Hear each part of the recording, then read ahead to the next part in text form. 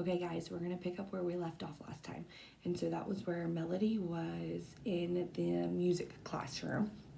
And do you remember the two girls, Claire and Molly? I think the last time we read Molly, you weren't with us. So there are two girls. Their names are Claire and Molly, and they're not very nice. So they got in trouble at inclusion music class. And so that's kind of where we're at. So I'm going to pick up. It says, she cut her eyes at Claire and Molly, who still stood in the empty places where the chairs had been. I wanted to tell Mrs. Lovelace I liked music too. I wanted to know if she'd ever heard the song Elvira, or if she could teach us how to make our own music. I tried to raise my hand, but she didn't notice me. It must have just looked like another one of those random movements that kids like me seem to make. But I had the feeling that Mrs. Lovelace was someone who take the time to figure me out. The teacher went on. Before I continue with the lesson, let's make this a real inclusion experience. Perhaps our friends from room H5 would like to sit with the rest of us instead of being stuck at the back. Freddie heard that and took his chance. He put his chair into gear and zoomed to the front of that big class and shouted, I'm Freddie. I like music. I go fast. The class laughed. I can tell the difference between people making fun of us and people being nice to us. Freddie could too, so he joined in the laughter. Mrs. Lovelace looked momentarily startled, then went over to Freddie, shook his hand, and welcomed him to the class. She sat him right there in front next to a boy named Rodney. Rodney gave Freddie a high five, and the two of them grinned at each other. Okay, I had to admit I was jealous. Mrs. Lovelace asked an aide to bring Gloria down front close to the piano. A girl named Elizabeth glanced at Gloria nervously, but she didn't move away when Gloria was wheeled next to her. Elizabeth's friend is a girl named Jessica. At recess, they sit together near the fence and share granola bars. I've always wondered what they whisper about. I also noticed that everything Elizabeth does, Jessica tries to outdo. Like if Elizabeth beats her running to the fence, Jessica insists they run again so she can win too. Or if Elizabeth gets a new book bag, Jessica will have one that next day. So when Elizabeth started talking to Gloria, who looked terrified, Jessica raised her hand and asked if one of the H5 kids could sit next to her. Maria might have trouble figuring out some stuff, but she's a really friendly person. I want to sit by the blue shirt girl. I want to sit by the blue shirt girl, she demanded. She stomped down to Jessica's seat and sat down next to her. Then she jumped back up and gave Jessica a hug. Then gave a hug to the kid sitting closest to Jessica. One kid stiffened up when she touched him, but I was surprised that most of them did let them hug her. Molly and Claire, since they were standing, had no choice. Ugh, yuck, Claire whispered.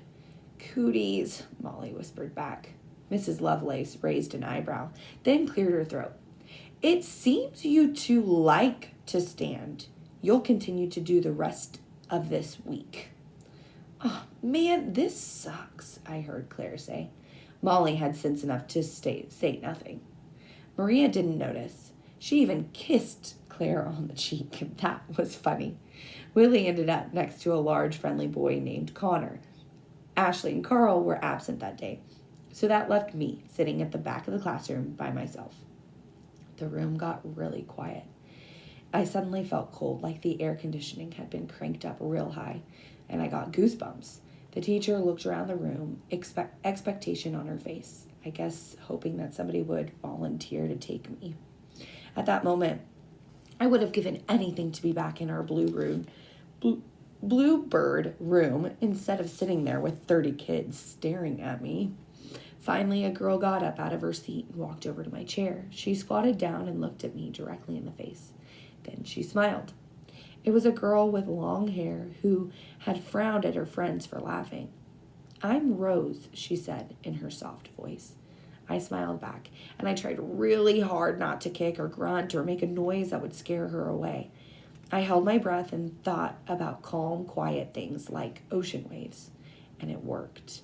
I inhaled deeply and slowly, and then pointed on my board to thank you. Rose seemed to understand. I showed her I could power my own chair, and I rolled to where she had been sitting. We sat together for the rest of that class, and I didn't do a single embarrassing thing. It ended way too soon. But ever since every Wednesday, our little class of outcasts gets to join Mrs. Lovelace's music class, and it is awesome. Jill, Ashley, and Carl eventually became a part of the group, each one of us being assigned a buddy to sit next to and interact with. Once they met her, all the girls rushed to be Ashley's buddy. I think it's like playing with a pretty little doll for them, but Ashley seems to like the attention. Claire and Molly eventually got their chairs returned, but they haven't chosen to be buddies for anybody yet, and that's fine with me. Elizabeth and Jessica have stuck with Gloria and Maria. Jill sits contentedly next to a girl named Aster Ching. Rodney actually comes over at recess and talks to Freddie. Sometimes he pushes Freddie really fast in his chair, and Freddie loves that. And I get to sit with Rose every single Wednesday. On Tuesday, I can hardly sleep because I'm so excited. I make my mother pick out the nicest clothes on Wednesday morning, cool outfits like the other kids wear, and I screech at her until she gets just the right combination. I make sure she brushes my teeth so my breath won't stink. And I think about Rose all the time. I worry that she will change her mind and not like me. But Rose talks to me like I understand. And she tries to figure out what I'm trying to say as well.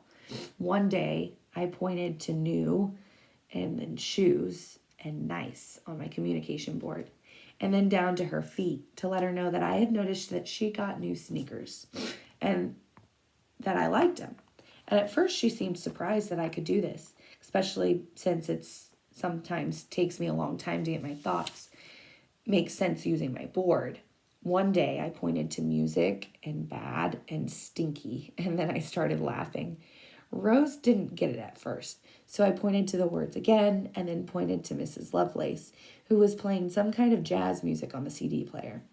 I'm like Mom, I'm not a big jazz fan. It confuses me because it doesn't have a tune. Rose finally figured it out and said, "Oh, you don't like jazz." Me neither. We both laughed so hard. Mrs. Lovelace had to put her finger to her lips to tell us to hush. Never in my life have I had a teacher tell me to be quiet because I was talking to somebody in class. It was the best feeling in the world. I felt like the rest of the kids. Rose tells me secrets sometimes. I know she bites her fingernails and that she hates milk. She goes to church every Sunday but falls asleep until it's over. Me too. She is a younger sister just like I do. She even likes country music. Sometimes she tells me about trips to the mall with her friends. It would be so tight to be able to do that.